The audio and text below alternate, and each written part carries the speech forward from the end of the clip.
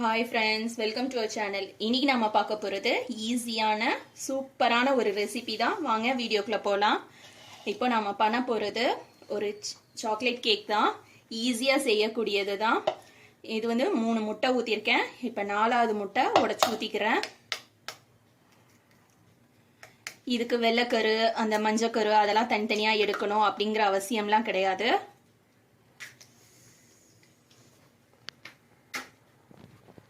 நாம எடுத்து வச்சிருக்க இந்த 4 முட்டையும் ஃபர்ஸ்ட் நல்லா பீட் பண்ணிடலாம்.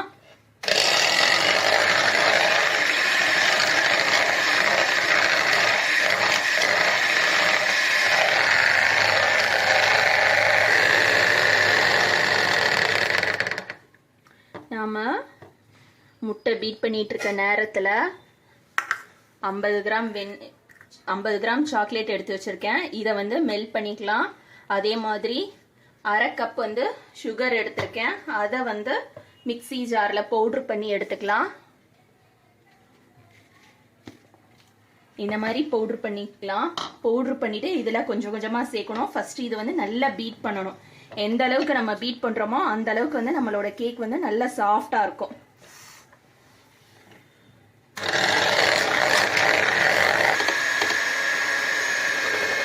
பொடி பண்ணி வச்சிருக்கேன். பொடி பண்ணி வச்சிருக்க சுகரை வந்து கொஞ்சம் கொஞ்சமா இதுல ஆட் பண்ணிக்கலாம். ஆட் பண்ணிட்டு பீட் பண்ண ஆரம்பிக்கலாம். சீனியும் நல்லா கரைய ஆரம்பிக்கும்.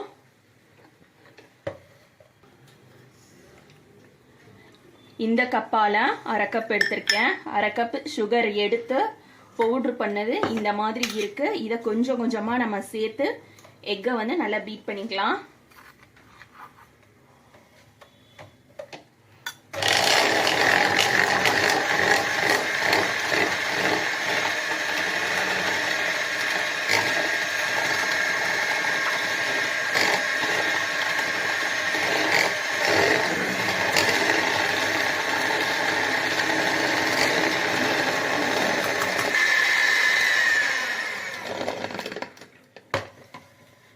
இந்த அளவு அதை பீட் பண்ணி எடுத்தாச்சு.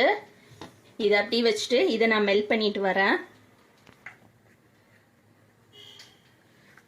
சாக்லேட் வந்து இந்த அளவுக்கு மெல்ட் ஆயிருக்கு. இது போதும் நமக்கு. சப்போஸ் உங்ககிட்ட வந்து குக்கிங் சாக்லேட் இல்லை அப்படின்னாக்கா நீங்கள் வந்து டைரி மில்க் வருது இல்லையா, அதை வந்து வாங்கி யூஸ் பண்ணிக்கலாம். 5 rupees இந்த 10 rupees இருக்கலாம், அது மாதிரி உள்ளது. இப்போ இதை மெல்ட் பண்ணதை கொஞ்சம் நல்லா மிக்ஸ் பண்ணிக்கிறேன்.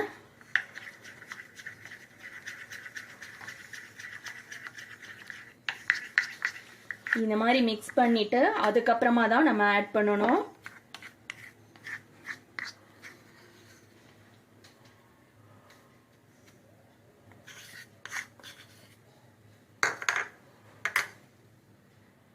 அரை கப் அளவுக்கு பால் எடுத்து வச்சிருக்கேன். உடனே இதுல வந்து மிக்ஸ் பண்ணிடணும். கொஞ்சம் ஃபுல்லா ஊற்ற வேண்டாம், பாதி அளவு ஊற்றினா போதும்.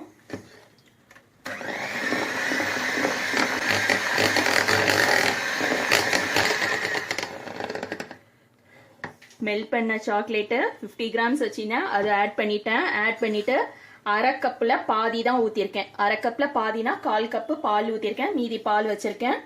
லாஸ்ட்டாக நம்ம வந்து வேணும்னா ஆட் பண்ணிக்கலாம் அப்படின்னு சொல்லிட்டு இது வந்து 1/3 கப்பு எண்ணெய் எடுத்திருக்கேன். 1/3 கப் அப்படிங்கும்போது அது 75லேருந்து 80 கிராம்ஸ் அளவுக்கு வந்துடும். இப்போ இதை வந்து ஆட் பண்ணிடலாம். இதை ஆட் பண்ணிட்டு நல்லா பீட் பண்ணணும்.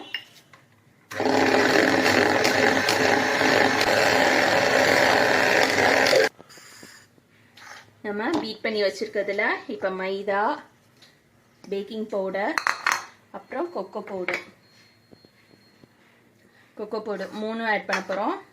கொக்கோ பவுடர் வந்து 1/4 கப்பு, மைதா வந்து 1 கப்பு, பேக்கிங் பவுடர் வந்து 1 ஸ்பூன் எடுத்திருக்கேன். ஃபர்ஸ்ட் இது 3ஐயும் ஒன்றா ஆட் பண்ணிக்கலாம்.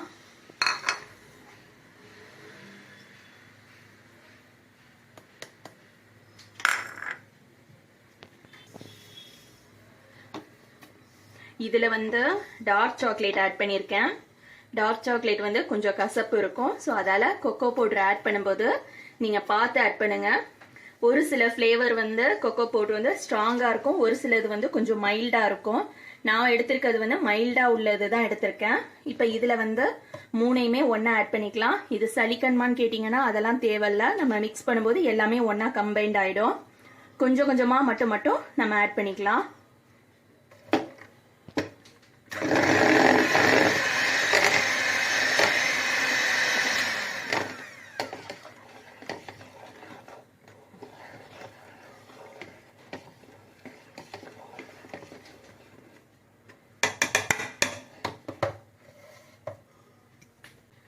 எல்லாத்தையுமே உள்ள போட்டாச்சு. கொஞ்சம் கொஞ்சமா நம்ம வந்து ஒரே சைடு ஃபர்ஸ்ட் மிக்ஸ் பண்ணிக்கலாம்.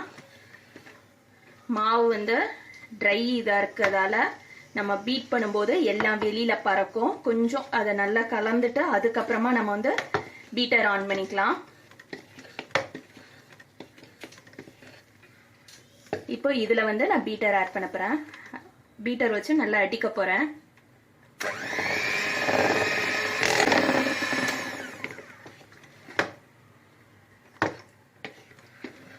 மாவு பார்த்தீங்கன்னா கொஞ்சம் கெட்டியா இருக்கு. இந்த ஸ்டேஜ்ல நம்ம கொஞ்சமா பால் ஆட் பண்ணிக்கலாம். எடுத்து வச்சிருக்கத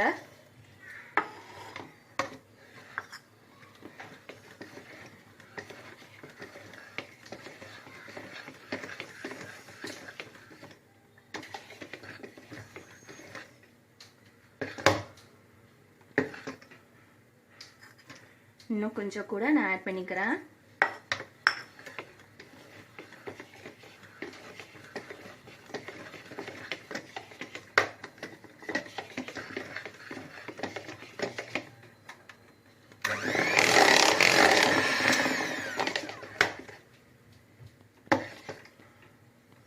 இந்த அளவுக்கு கன்சிஸ்டன்சி இருந்ததுன்னா போதும்.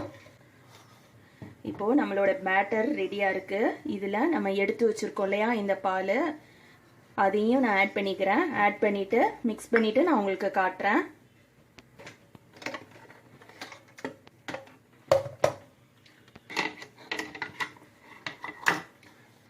பேட்டர் பார்த்தீங்கன்னா இந்த அளவுக்கு கன்சிஸ்டன்சியா இருக்கும். நான் இதை எடுத்துட்டேன். இப்போ கேக் மோல்டுக்கு மாற்றிடலாம். கேக் மோல்டுக்கு மாற்றுறதுக்கு முன்னாடி இந்த என்ன பாத்திரம் நம்ம சூஸ் பண்ணுறோமோ அதில் ஃபஸ்ட்டு கொஞ்சம் ஆயில் அப்ளை பண்ணிவிட்டு மைதா போட்டு டஸ்ட் பண்ணிக்கலாம். இப்போ நம்மளோட பேட்டர் ரெடி ஆயிடுச்சு. இதை வந்து கேக் மோல்டில் ஊற்றிக்கலாம்.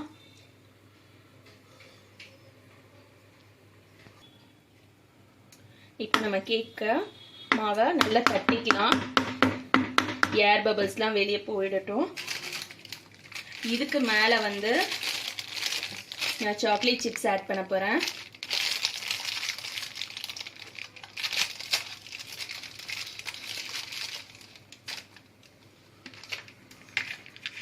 ரெண்டு கலர் ஆட் பண்ண போகிறேன், ஒயிட்டும் டார்க்கும்.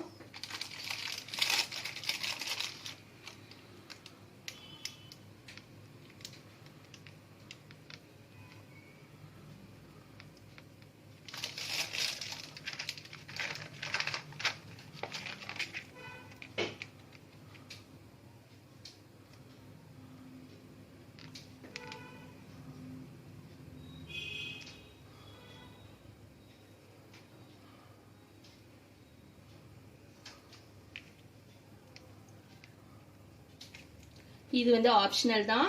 சப்போஸ் உங்ககிட்ட இது இல்லை அப்படின்னாக்கா நீங்கள் நட்ஸ் கூட ஆட் பண்ணிக்கலாம். நட்ஸ் ஆட் பண்ணுறாந்தா நட்ஸை நல்லா கட் பண்ணிட்டு சின்ன சின்னதாக கொஞ்சம் அதை மைதால டஸ்ட் பண்ணிட்டு அதுக்கப்புறம் இந்த இதில் மேலே தூவுங்க. அதுவும் நல்லா இருக்கும். இப்போ இதை வந்து அவனில் 180 டிகிரி சென்டிகிரேட்ல 30 மினிட்ஸ் வச்சு எடுக்க போகிறேன். வச்சு எடுத்துட்டு உங்களுக்கு நான் காட்டுறேன். இப்போ நம்மளோட கேக் வந்து ரெடி ஆயிடுச்சு. கேக் ரெடி ஆயிடுச்சா அப்படிங்கிறதுக்கு டூத் பிக்கு உள்ளே இன்சர்ட் பண்ணிட்டு காட்டுறேன். இந்த பாருங்க, ரெடி ஆயிடுச்சு. இப்போ இதை வந்து வெளியே எடுத்து வச்சு ஆற வைக்கலாம். இப்போ நம்மளுடைய கேக் ரெடி ஆயிடுச்சு. இதை வந்து டீமோல்ட் பண்ணிக்கலாம்.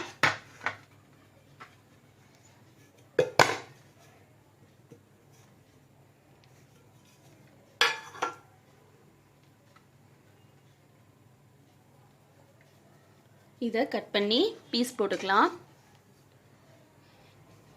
ஏன் கேக் வந்து இந்த அளவுக்கு மேலே வெடிச்சிருக்கு அப்படின்னாக்கா, நம்ம போட்ட சாக்லேட் சிப்ஸ் வந்து அதில் மெல்ட் ஆகும்போது இந்த மாதிரி தான் வரும். சப்போஸ் நீங்கள் வந்து சாக்லேட் சிப்ஸ் போடாமல் வெறும்ன கேக் பண்ணிங்கனாக்கா உங்களுக்கு இந்த மாதிரி மேலே வெடிக்காது. இப்போ கட் பண்ணிவிட்டு உங்களுக்கு நான் பீஸ் காட்டுறேன்.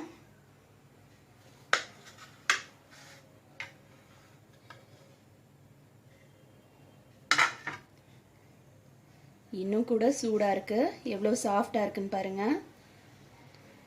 ஏற்கனவே நம்ம உள்ளே போட்டிருக்க அந்த மேலே போட்டிருந்த சாக்லேட் சிப்ஸ் வந்து உள்ளே போயிட்டு அங்கங்கே சூடாக இருக்கிறதால மெல்ட் ஆகி அப்படி நின்றுட்டுருக்கு. இந்த மாதிரி இது வந்து சாப்பிட்றதுக்கு டேஸ்ட்டாக இருக்கும். சப்போஸ் உங்களுக்கு வந்து இது மேலே நீங்கள் க்ரீம் ஆட் பண்ணோம் அப்படின்னாக்கா இதை வந்து 2 லேயராக கட் பண்ணிவிட்டு அதில் விப்பிங் க்ரீம் ஆட் பண்ணிவிட்டு நீங்கள் வச்சு சாப்பிட்டுக்கலாம். சூப்பராக இருக்கும். இதே மாதிரி நீங்களும் உங்கள் வீட்டில் செஞ்சு உங்கள் பசங்களை அசத்துங்க. தேங்க்ஸ் ஃபார் வாட்சிங்.